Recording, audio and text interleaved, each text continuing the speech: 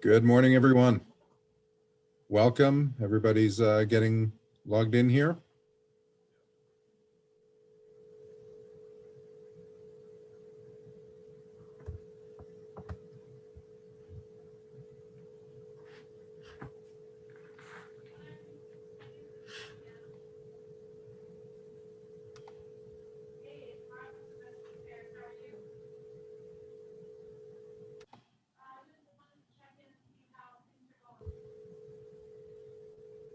How are we doing here?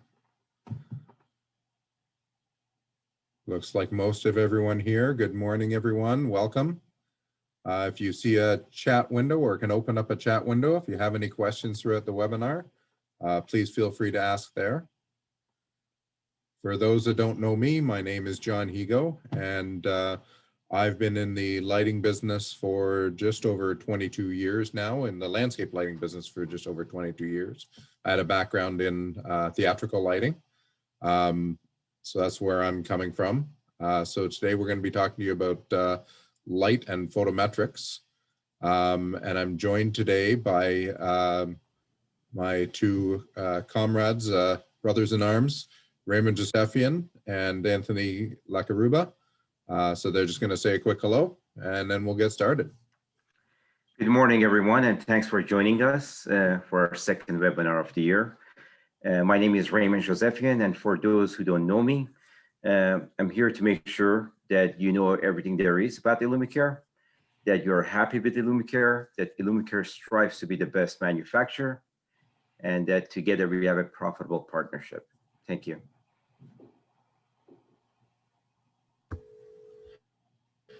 Hi, everybody. My name is Anthony Lacaruba. I've been with Illumicare for about 8 years. I'm in the lighting industry in one aspect of another, for close to 20 years myself. And I am in the Northeast area of the US. So if anybody doesn't know me, I'm sure at the end our information will be posted. Feel free to give us a call, email, and hope you enjoy. Thanks. All right, without further ado, let's jump into some light and photometrics. So what we're going to be talking about in this webinar, excuse me, is understanding, qualifying, and quantifying light. So we're going to talk about what is light, the quantity of light and how to measure the quality of light, and of course getting into reflected light. So before we get this started, Raymond, are you on there? Can you get a poll going?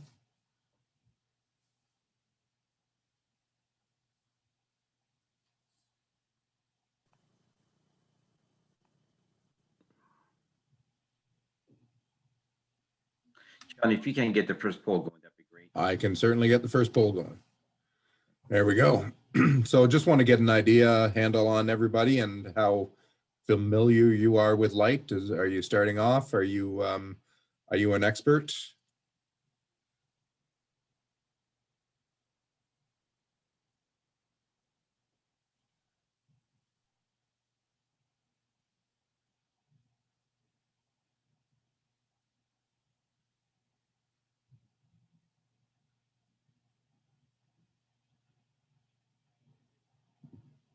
Okay, we're almost there.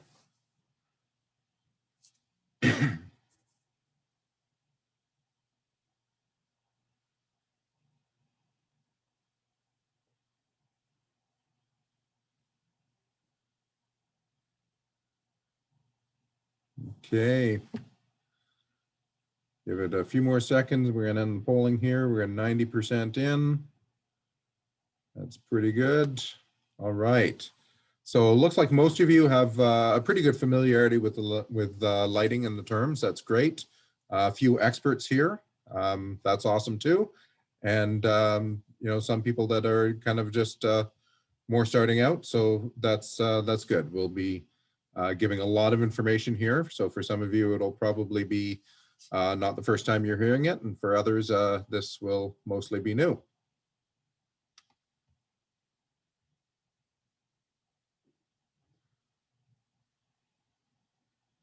All right. So let's continue here with the what is light. So light is the visual effect of illumination on an object or scene. It is the perception of our most distinguishable sense. We typically measure light in foot candles. Some use lux, it's the metric equivalent of foot candles, but typically in the industry, we're all still measuring light in foot candles. And a foot candle is simply the amount of light that falls on a 1 foot square at a distance of 1 foot from a standard 3/4 inch candle. That is a foot candle, and that's still the measurement that we mostly use today. So to give you some perspective on that, sunlight at noon on a clear day, equatorial, is about 10,000 foot candles, moonlight 0.01 foot candles, and starlight 0.0001 foot candles. That's a ratio of 100 million to 1, which is incredible that our eye can perceive all that. And starlight on a new moon, if you're out in like the dark desert, you can still make your way around. You can see objects. I wouldn't be reading any books, but you can still make your way around. So it's a huge range of that our vision has. And a bit more applicable, if we're looking at different foot candle ratings, we typical office environment, 50 foot candles, your computer, probably around 25 foot candles. And we're getting into landscape path lighting, 0.2 to 2 foot candles. It's a huge range there, but there's a reason for that. And varying conditions, ambient lighting, age of the client, all of those can affect the level of lighting that you have. What you want to watch for when you're setting your light levels is a uniformity ratio of 4 to 1. So your brightest spot in the scene, you don't want it more than 4 times as bright as the darkest spot, otherwise it will appear to be glary.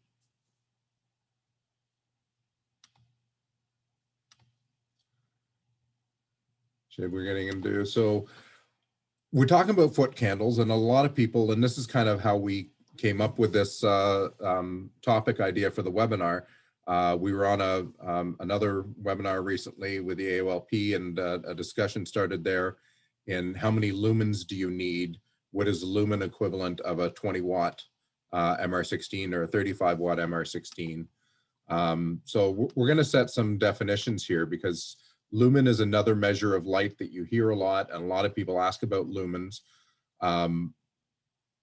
In most of our work, it really doesn't matter, and we're going to tell you why. So a lumen is the measure of the total amount of light that a light source produces, which is mostly irrelevant to us how much light the emitter produces. What we're more concerned about is candelas. Candelas is the lumen power along a single angle, so it's directional. More so than that, we're concerned with foot candles, how much light is actually hitting our subject.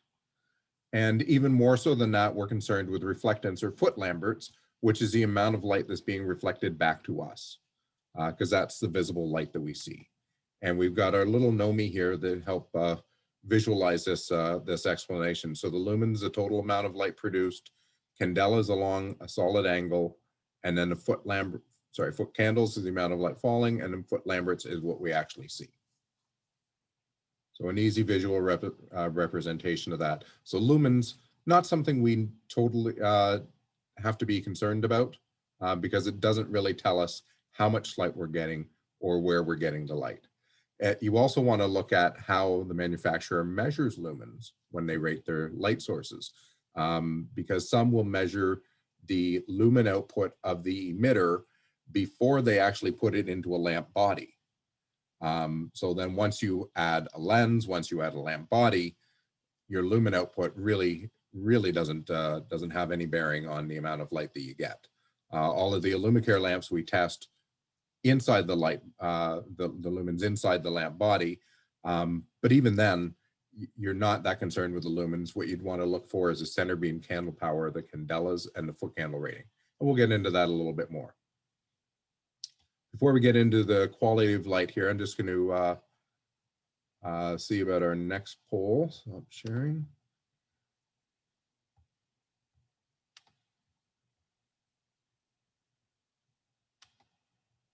Okay, and oops, let's looking at the same poll here.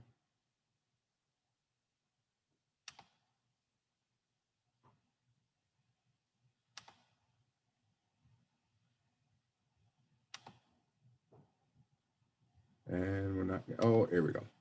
All right, so asking about how you measure light. Do you actually use a light meter? Do you just say it's bright or it's dark? Do you have an app on your phone? I use a spectral irradiance colorimeter, not exclusively, but and when we're measuring light, when we're measuring our lamps and producing our spec sheets, we actually use a goniophotometer. I don't have one in my garage, although that would be pretty cool. The goniophotometer, if you're not familiar with it, is like a big sphere that you put the light in, completely encased, and measures all aspects of the light quality. 76% voted. We'll wait just a second here.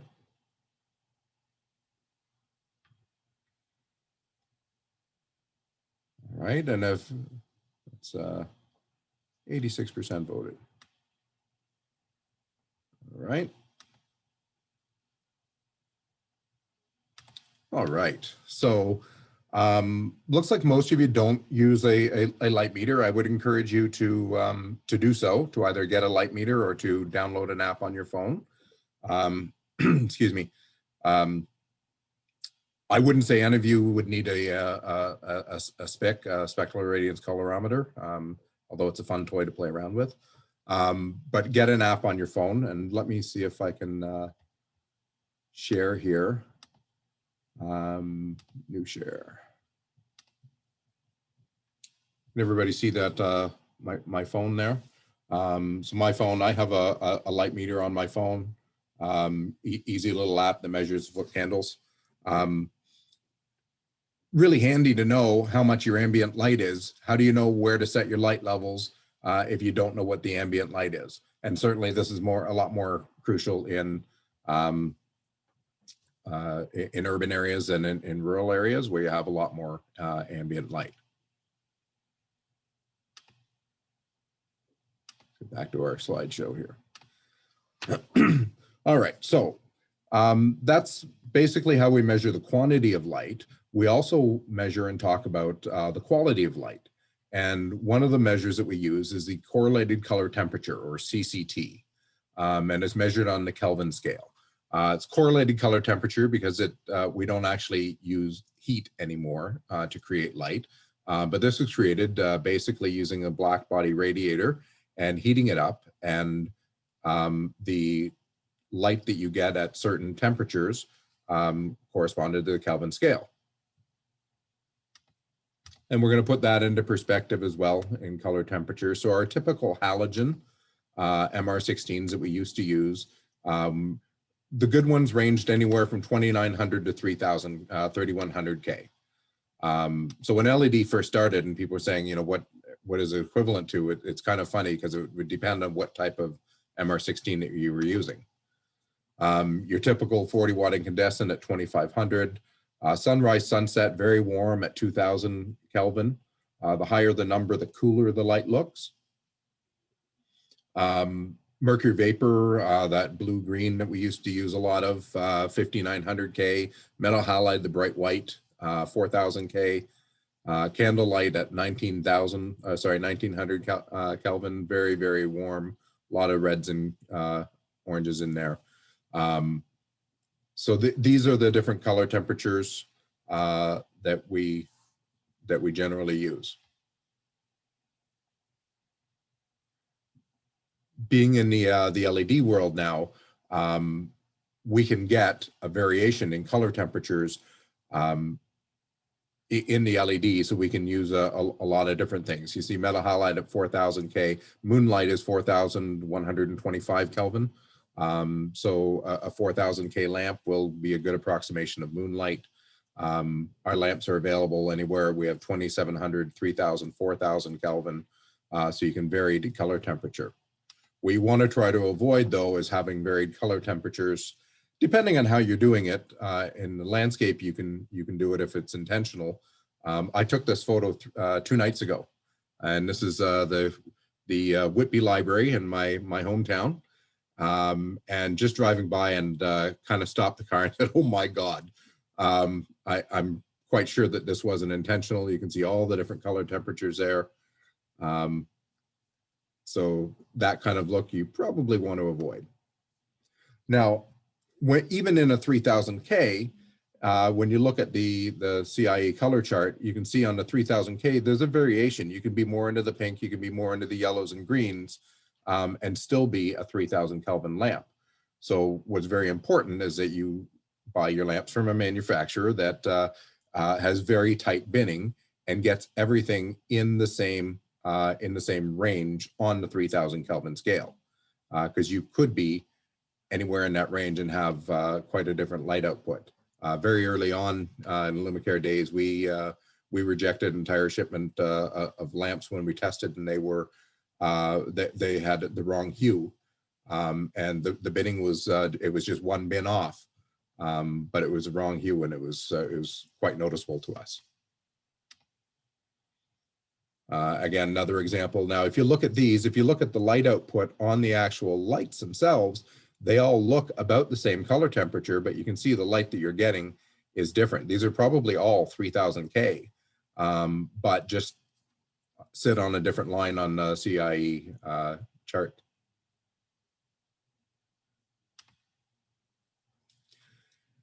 Now, sometimes you want a vary color temperature in the landscape, and it's done intentionally. It's done to create drama. It's done to create more of an interesting scene.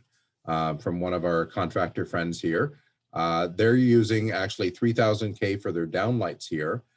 They've got 2700K going up into the trees, and then 4000K on the blue spruces in the back scene.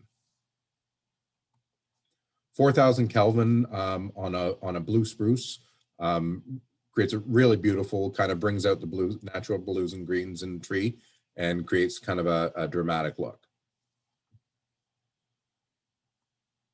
So again, here you can see kind of the difference, the 4000K on the blue spruce there.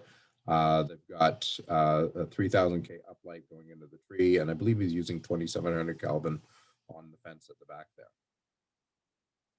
Another scene showing 4000K on the spruce, the little Jap maple on the right here, and the grasses on the left is a 2700 Kelvin. So you can vary color temperatures in the landscape to create the mood or create the scene. In this scene here, they're using a 4000 Kelvin as a downlight to get that real nice moonlight, soft light effect, and then accenting the pathway with the 3000K path lights. The same here, a 4000K. You can kind of see it in the top, very top middle there on the leaves there. They're using a 4000 Kelvin downlight here to fill in the light between the 3000 Kelvin path lights. And again, here you can see kind of the cool downlight on the waterfall and cool downlight on the path, and then the path lights lit up with the 3000K. So controlling that and using that in your landscape, in your design, you can create drama, create a little bit of a different look without going kind of like a Hollywood look. Excuse me. Now, besides color temperature, we also have color rendering, or color rendition index, as a measure of the quality of light. And this is on a scale of 0 to 100 and basically represents how well the light source represents the colors of the spectrum, with 0 being not any of the colors and 100 being a full spectrum light source that has all the colors of the spectrum. So the typical high-end halogens were about 95 plus in the CRI. Our LED lamps are all in the 80, 85 range for CRI, which would be equivalent to like the quartz metal halides there. Mercury vapor, those blue-green lights that we used to use, very, very poor color rendering. They were even at 5900 Kelvin, but they were all on the blue-green side. so a CRI of only 17. And if you've ever accidentally designed a lighting system on a patio at a golf course and put mercury vapors on it, make sure to tell them not to serve steak. They just, you know, for a friend. Yeah. High pressure sodium, those kind of yellow orange lights that you see along the streets and parking lots, they're 24, but they're on the opposite side of the spectrum to the mercury vapor. They're all in the yellows and oranges. Blues and greens on under high pressure sodium just look brown. So you don't get anything from that. And warm right fluorescent around 51. And this is why the color rendering index is why when you go shopping and you buy a shirt or a pair of slacks, they often look a lot different when you get home than when you're in the store. Why you see people walking up to the window and holding a pair of pants up to the window so they can see what the color is really like. It's because the color rendering is not there. You can't see the color. You find grocery stores, a lot of the higher end grocery stores are getting the handle on this, and the produce sections now look a lot better. The produce is really vibrant. So color rendering is a big factor in the quality of light. And you can see on the screen here a difference in the intensity of the colors between a CRI 90 and a CRI 70. The color rendering is quite a bit different.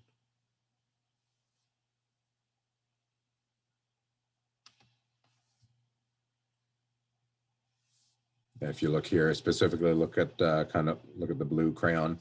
In one image, a lot more looks almost green, and the other image kind of a blue purple. Same color temperature of the light, but just a different color rendering index. If you want to get into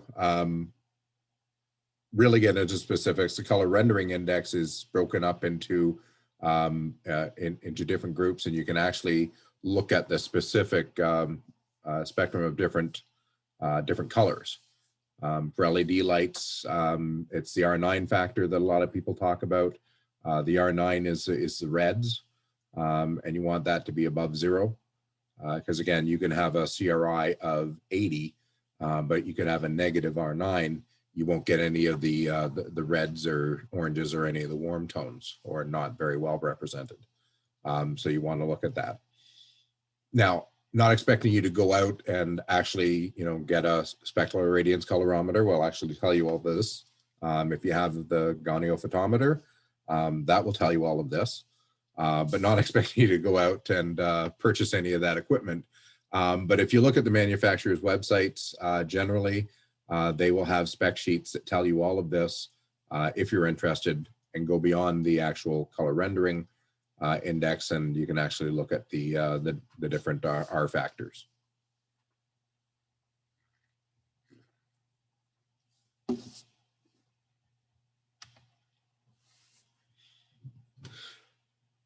So going back to this, talking about, as we're going to get into talking about reflected light and foot lamberts.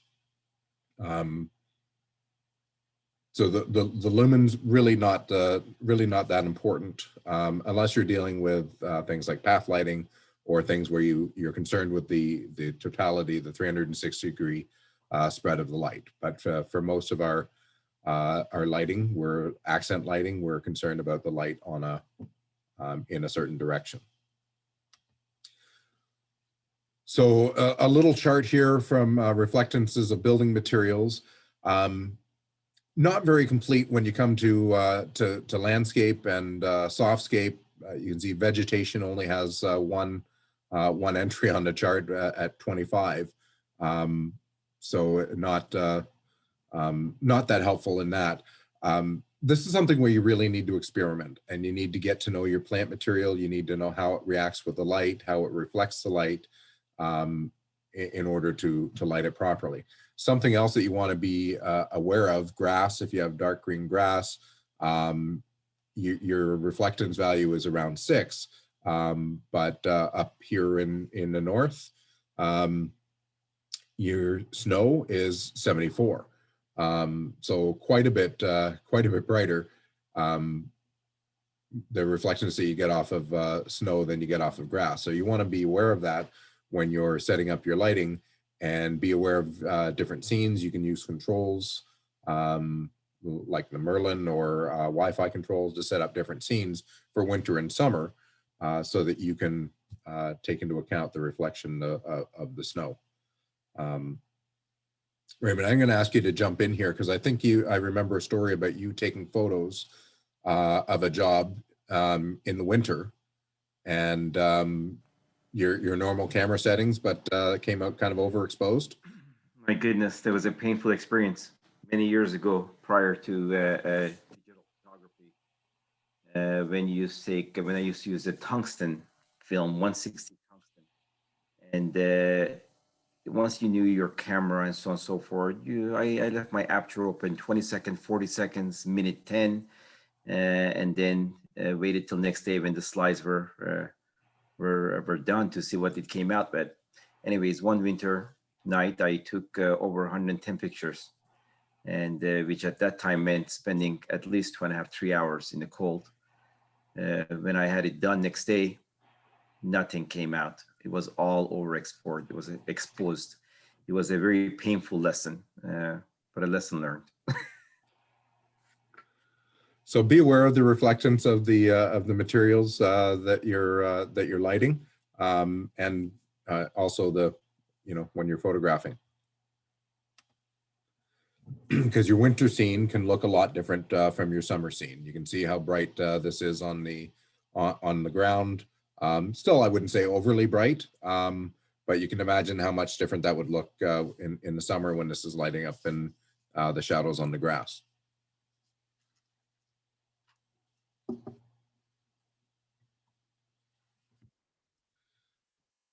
So besides going out and actually measuring all of this, to put this into practice in your designs, a good tool to use is a photometric V-chart. So very easy to read here. You've got your distance scale on the left side. In the middle, you've got your spread in feet. So you know what your spread of light is going to be, how wide that's going to be, and then your foot candles for the different lamps. So I know on this lamp here at 20 feet, I've got a 5-foot diameter circle with either 4 or 4.9 foot candles. And if you're going beyond 30 feet, if you want to figure out, I do have a formula coming up that will tell you how to figure out both the distance, the spread of light, and the amount of intensity that you get at that distance. And you kind of start with the 10-foot. So candelas, your foot candles, is basically your center beam candle power divided by the distance squared. So at 10 feet, if you square at 10 feet, you're 100. So on this one, we'd be at basically divided by 100 there, we'd be at 260 foot candelas.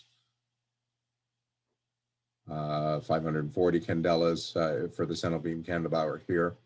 And then you can use that to figure out what your foot candles would be at different distances. Going into the wider beam spreads here, so you can see the wider the beam spread, the less light you're getting at the distance. When you get up into the 60 degrees, you're only at 0.2 foot candles at 30 feet. So you're getting a third less than at the 45 degrees. So the photometric V-charts, really good to know how much light you're going to get, where you're going to get it, and how large of a spread of light that you're going to be. And understanding these, the photometrics and using this is the difference between painting with light and throwing light at something. So we were going back on the charts there. I'll just go back a screen. So we've got 15, 30, 45, and 60 degrees. Both our MR16s and our MR11 lamps come with all of those beam spreads in the box. So you can just switch between the different beam spreads by changing the lenses. So you have all of these, excuse me, all of these tools in one box. And there's getting into the math. So center beam candle power divided by the distance squared if you want to figure out how many foot candles at any given distance. And if you want to figure out beam spread, I typically only use the first one here. That gives you a circle, distance times 2 times the tangent of half the beam angle. And this is going back to my my theatrical lighting days when you know, we had to use all these formulas in stage lighting. And so if you want to figure out the actual ellipse, you've got the formula here as well for length. And then distance, we're getting back into Pythagorean theorem. Distance is the square of the square of the hypotenuse equal to the sum of the square of the other 2 sides. So that's to figure out your distance from a vertical and a tree. We can spend more time on math, but we'll keep moving on. Getting into the different lamps, I was saying when the foot candles is really for all the accent lighting, that's what you're really concerned about. For anything like the miniature lamps or path lighting, lumens is a much more relevant rating here. And the foot candle chart you see looks different because it's in 360 degrees. So you've got your varying light output at the different distances from your light source. So the spread of light is circular, it's 360 degrees. And then your different light output at the different sources.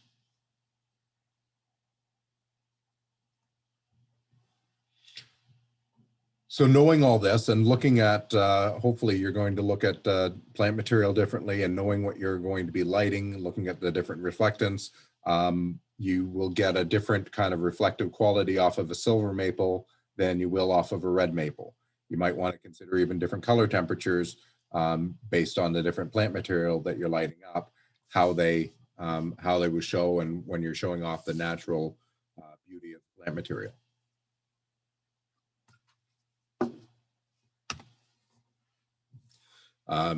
You know, you would light up a blue spruce differently than you might light up a fir, than you might light up a western red cedar. You know, different light output, different intensity, and maybe even using different color temperatures. Again, going from a juniper to a lemon juniper, you know, it's the same species, but you get a lot different light, a lot different reflection and different color on it. Things like you know, variegated euonymus to a winged euonymus.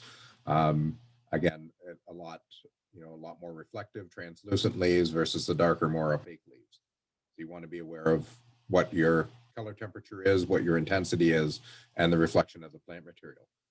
So if you're not familiar with plant material a lot and how light reacts to it, when you're doing a site survey or when you're doing your design, grab a couple of leaves and see how they work, how they react to the light, play around with it a little bit and see what kind of reflection you're going to get, what color temps look better, and play with your design.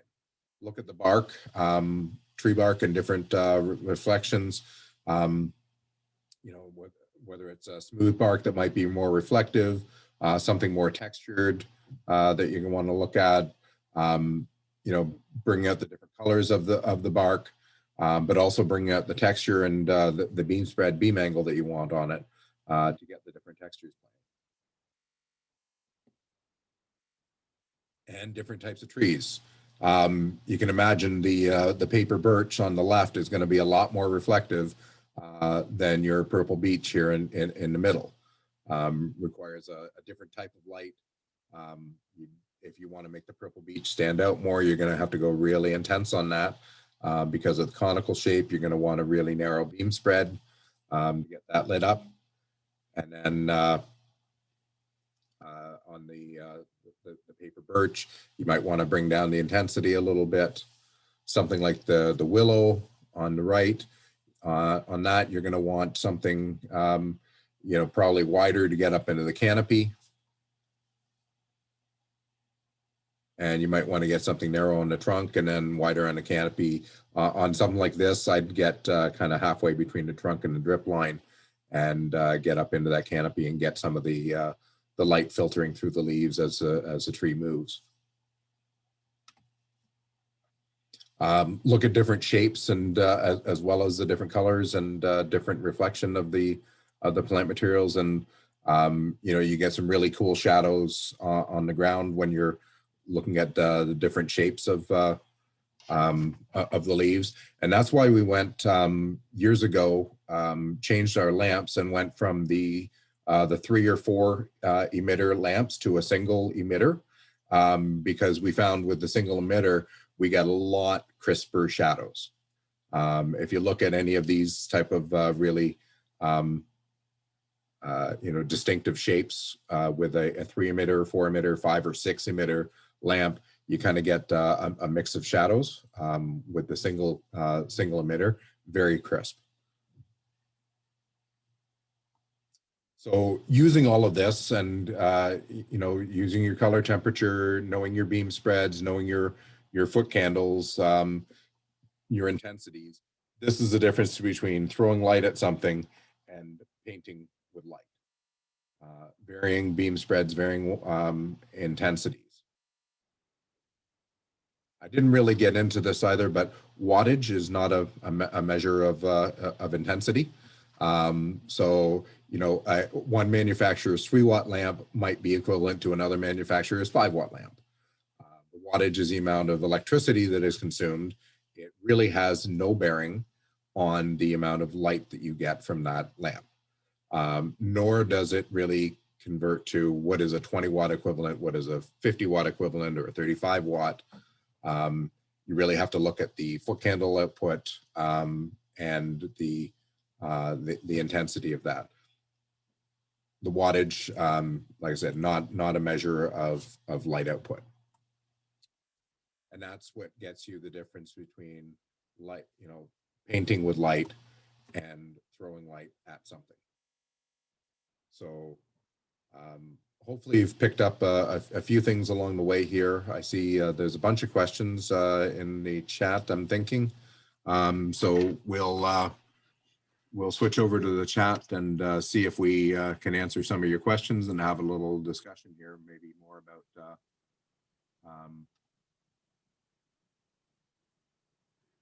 John, about lighting. Yes.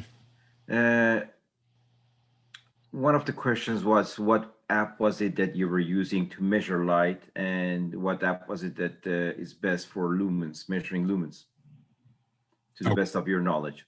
So the app that I use, I have an Android, and the app is just called Lux Light Meter, and that's on the Android. On I don't really use Apple, but there's Lux Light Meter does have an iOS app as well. Not sure if I can get this up here or not.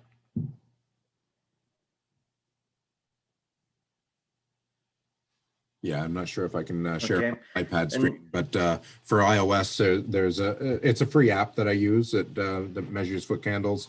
It's a free app on the Android as well. There's a variety of them out there. As far as measuring lumens,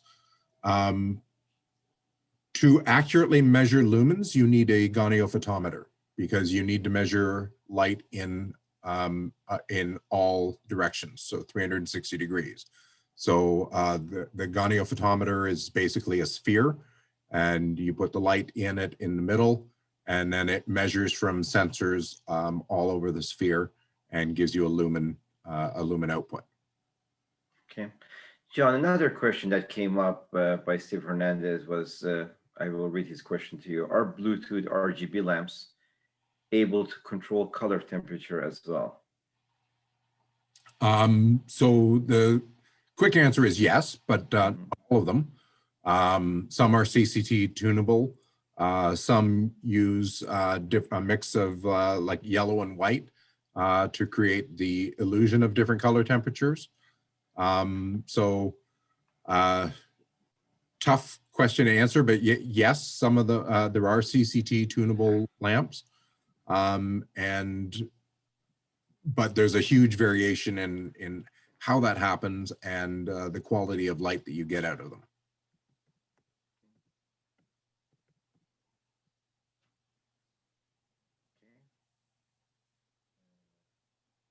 And another question Yeah. Paul Evans asked was, I asked this earlier, I don't know, it went through. What app is best to read an IES file? Review. Yeah, I left that to you. yeah, no problem. So IES files, for those who don't know, IES files are put out by some fixture manufacturers, lamp manufacturers, generally mostly used in commercial applications. For IES files, I have an IES viewer on my computer. I don't use an app on my phone or iPad to read IES files. I'm generally only doing that when I'm looking at a commercial drawing on my computer. So I don't do that on my phone a lot. So I hope that answers, and it's just IES. It's actually called IES Viewer, and it's just a simple viewer. There's IES viewers available from a lot of the different commercial manufacturers as well. Like, you know, I believe Philips has one. Okay, so you're familiar with IES Viewer. It's a good app and helpful to read. So that gives you kind of the similar information. It gives you the light intensity output from a given light source, but also gives you the distribution patterns, because you use it a lot when you're working with parking lot lighting and things like that, where you'll have different distribution patterns for those light standards. For most of the path lights that we're dealing with, the light pattern is spherical, so it's not, you don't really need to know as much the distribution patterns. So yes, we are recording the webinar, and yes, we will have it up on our YouTube page later. But by all means, if you have any questions in the interim about light and photometrics and how to apply that in the landscape, feel free to ask. While we're getting to know each other here, I think I've got excuse me, and this is really critical here. Getting to know each other. COVID hygiene test. So how, hand in your heart, come on, people, be honest.